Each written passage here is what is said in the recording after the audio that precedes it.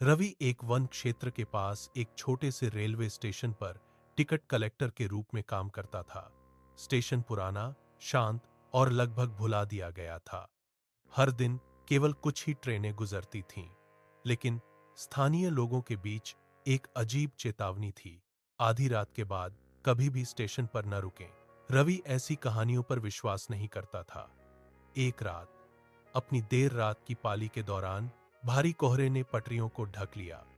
घड़ी ने 12:17 पूर्वाह्न बजाया। जब उसने एक दूर की ट्रेन का हॉर्न सुना, भ्रमित होकर उसने समय सारणी की जांच की।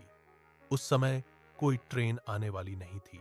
फिर भी धीरे धीरे एक लंबी अंधेरी ट्रेन धुंध से निकली। इसकी खिड़कियां धुंधली थीं और डिब्बे असामान्य रूप से पुराने लग रहे थे, जैसे दशकों पहले की कोई चीज।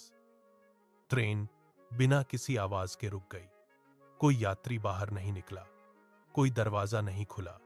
उत्सुक रवि करीब गया। जैसे ही वह निकटतम डिब्बे में पहुंचा, उसने कुछ परेशान करने वाला देखा। अंदर लोग पूरी तरह से शांत बैठे थे। उनके चेहरे पीले थे, आंखें खुली हुई थीं, सीधे आगे की ओर घूर रहे थे। उनमें से किसी ने भी पलक नहीं झपकाई।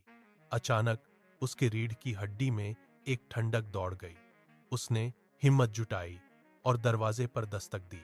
जिस क्षण उसके हाथ ने इसे छुआ, दरवाजा अपने आप खुल गया। अंदर हवा ठंडी और भारी लग रही थी। रवि ने फुसफुसाया, टिकट दिखाओ। लेकिन उसकी आवाज अजीब तरह से गूंजी, मानो अंतरिक्ष ने उसके शब्दों को निगल लिया हो। फिर एक यात्री ने धीरे धीरे अपना सिर घुमाया। उसकी आंखें काली थीं, खाली। एक धुंधली टूटी हुई आवाज में आदमी ने कहा, यह ट्रेन कभी भी अपने गंतव्य तक नहीं पहुंचती। अचानक सभी यात्री एक साथ रवि की ओर मुड़ गए। उनकी आंखें उस पर टिक गईं। बत्तियां टिमटिमाईं। डर के मारे रवि पीछे लड़खड़ाया और मंच पर गिर गया। कुछ ही सेकंड में ट्रेन की सीटी जोर से चीखी और ट्रेन चलने लगी, किसी भी सामान्य ट्रेन से तेज। पलक झपकते ही वह कोहरे में गायब हो गई। रवि वहां कांपते हुए बैठा था, हिल नहीं पा रहा था। अगली सुबह उसने स्टेशन मास्टर को सब कुछ बताया।